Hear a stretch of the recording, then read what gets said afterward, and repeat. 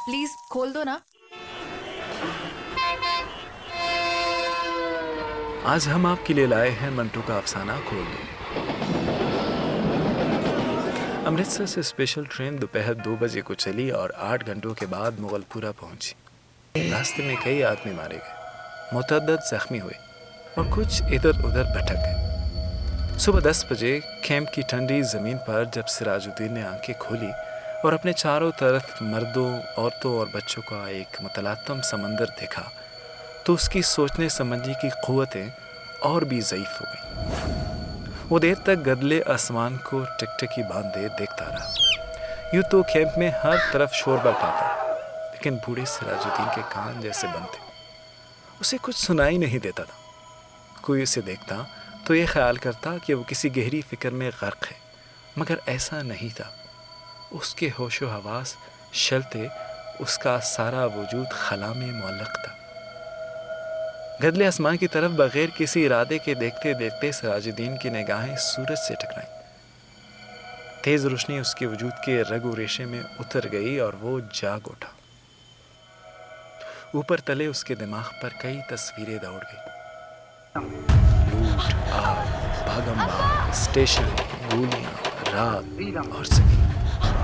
सिराजुद्दीन एकदम उठ खड़ा हुआ और पागलों की तरह उसने अपने चारों तरफ फैले हुए इंसानों के समंदर को खंगालना शुरू किया। पूरे 3 घंटे वो सकीना सकीना पुकारता कि मैं खाक जानता रहा, मगर उसे अपनी जवान अकलौती बेटी का कोई पता ना मिला। चारों तरफ एक धांधली सी मची थी। कोई अपना बच्चा ढूंढ रहा था, कोई माँ, कोई बीवी और कोई बेटी। सिराजुद्दीन थक हार कर एक तरफ बैठ गया और हाफसे पर जोर देकर सोचने लगा कि सकीना उससे कब और कहाँ जुदा हुई। लेकिन सोचते सोचते उसका दिमाग सकीना की माँ की लाश पर जम जाता, जिसकी सारी अंतड़ियाँ बाहर निकली हुई थी। उससे आगे वो और कुछ ना सोच सकता। सकीना की माँ मर चुकी थी। उसने सिराजुद्दीन की आंखों के सामने दम तोड़ा था, लेकिन सकीना कहाँ थी जिसके मुतालिक उसकी माँ ने मरते हुए कहा था, मुझे छोड़ो और सकीना को लेकर जल्दी यहाँ से भाग जाओ। सकीना इसके साथ ही थी। दोनों नंगे पांव भाग रहे थे। सकीना का दुपट्टा गिरा, उससे उठाने के लिए उसने रोकना चाहा, मगर सकीना ने चिल्लाकर कहा था, अब्बा जी छोड़िए, लेकिन उसने दुपट्टा उठा लिया था। ये सोचते सोचते उसने अपने कोट की उभरी हुई जेब की तरफ देखा और उसमें हाथ डालकर एक कपड़ा निकाला। सकीना का वही दुपट्टा था, लेकिन सकीना कहाँ थी? सिराजुद्दीन ने अपने तके हुए दिमाग पर जोर दिया, मगर वो किसी नतीजे पर ना पहुंच सका। क्या वो सकीना को अपने साथ स्टेशन तक ले आया था? क्या वो इसके साथ ही गाड़ी में सवार थी? रास्ते में जब गाड़ी रोकी गई और बलवाएं अंदर घुस आईं, तो क्या वो बेहोश हो गया था जो वो सकीना को उठाकर ले गए? सिराजुद्दीन के दिमाग में सवाल ही सवाल थे, जवाब कोई भी नहीं था। उसको हमदर्दी की ज़रूरत थी, लेकिन चारों तरफ जितने भी इंसान फैले हुए थे, सबको हमदर्दी की ज़रूरत थी।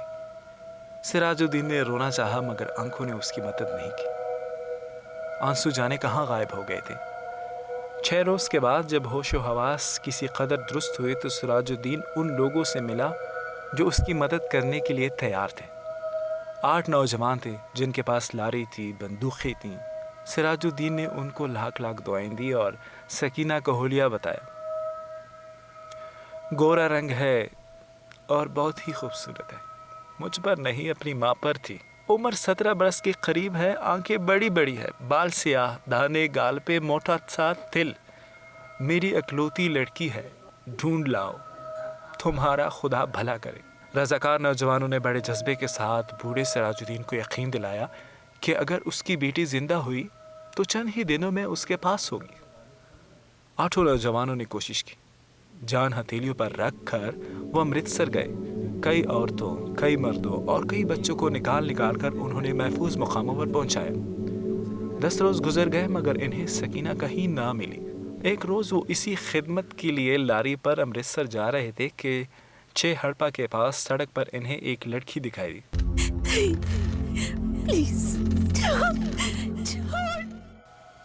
लारी की आवाज़ सुनकर वो बिदकी और भागना शुरू कर दिया। रज़ाकारों ने मोटर रोकी और सब के सब उसके पीछे भागे। एक खेत में उन्होंने लड़की को पकड़ लिया। देखा तो बहुत खूबसूरत थी। दाहिने गाल पे मोटा तिल था। एक लड़की ने उससे कहा, घबराओ नहीं, क्या तुम्हारा नाम सकीना है? लड़की का रंग और भी जर्द हो गया। उसने कोई जवाब ना दिया, लेकिन जब तमाम लड़कों ने उससे दम दलासा दिला दिया तो उसकी वहशत दूर हुई और उसने मान लिया कि वो सिराजुद्दीन की बेटी सकीना है। 8 रज़ाकार नौजवानों ने हर तरह सकीना की दिलजोई की। उसे खाना खिलाया, दूध पिलाया और लारी में बैठा दिया। एक ने अपना कोट उतार कर उसे दे दिया, क्योंकि दुपट्टा ना होने के बायस वो बहुत उलझन महसूस कर रही थी और बार बार बाहों से अपनी सीने को ढांकने की नाकाम कोशिश में मसरूफ़ थी। कई दिन गुजर गए, सिराजुद्दीन को सकीना की कोई खबर ना मिली। वो दिन भर मुख्तलिफ कैंपों और दफ्तरों के चक्कर काटता रहा। चाचा, वो जिंदा होगी तो मिल जाएगी, फिक्र मत करो आप, ठीक है? चलो। कहीं से भी उसकी बेटी का पता न चला। रात को वो बहुत देर तक इन रज़ाकार नौजवानों की कामयाबी के लिए दुआएं मांगता रहता, जिन्होंने उसको यकीन दिलाया था कि अगर सकीना जिंदा हुई तो चंद दिनों में ही वो उसे ढूंढ निकालेंगे। एक रोज़ सिराजुद्दीन ने कैंप में इन नौजवान रज़ाकारों को देखा। लारी में बैठे थे। सिराजुद्दीन भागा भागा उनके पास गया। लारी चलने ही वाली थी कि उसने पूछा, बेटा मेरी सकीना का पता चला? सब ने एक जबान होकर कहा, चल जाएगा चल जाएगा, और लारी चला दी। सिराजुद्दीन ने एक बार फिर इन नौजवानों की कामयाबी के लिए दुआ मांगी और उसका जी किस कदर हल्का हो गया। शाम के करीब कैंप में जहां सिराजुद्दीन बैठता था, उसके पास ही कुछ गड़बड़ सी हुई। 4 आदमी कुछ उठाकर ला रहे थे। उसने दरियाफ्त किया तो मालूम हुआ कि एक लड़की रेलवे लाइन के पास बेहोश पड़ी थी। लोग उसे उठाकर लाए। सिराजुद्दीन इनके पीछे पीछे हो लिए। लोगों ने लड़की को अस्पताल वालों के सपुर्द किया और चले गए। कुछ देर वो ऐसी ही अस्पताल के बाहर खड़े हुए लकड़ी के खंबे के साथ लग कर खड़ा रहा, फिर आहिस्ता आहिस्ता अंदर चला गया। कमरे में कोई भी नहीं था। एक स्ट्रेचर था जिस पर एक लाश पड़ी थी। सिराजुद्दीन छोटे छोटे कदम उठाता उसकी तरफ बढ़ा। कमरे में दफातन रोशनी हुई। सिराजुद्दीन ने लाश के जर चेहरे पर चमकता हुआ तिल देखा और चिल्लाया, सकीना! डॉक्टर ने, जिसने कमरे में रोशनी की थी, सिराजुद्दीन से पूछा, क्या है? सिराजुद्दीन के हल्क से सिर्फ इस कदर निकल सका, जी मैं उसका बाप हूं। डॉक्टर ने स्ट्रेचर पर पड़ी हुई लाश की तरफ देखा, उसकी नब्ज टटोली और सिराजुद्दीन से कहा, खिड़की खोल दो। सकीना के मुर्दा जिस्म में जंबश पैदा हुई। बेजान हाथों से उसने आजार बंद खोला और शलवार नीचे सरका दी।